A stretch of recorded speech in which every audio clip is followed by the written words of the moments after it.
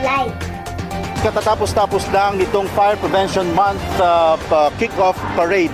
Dito yan sa Quirino Grandstand, Luneta.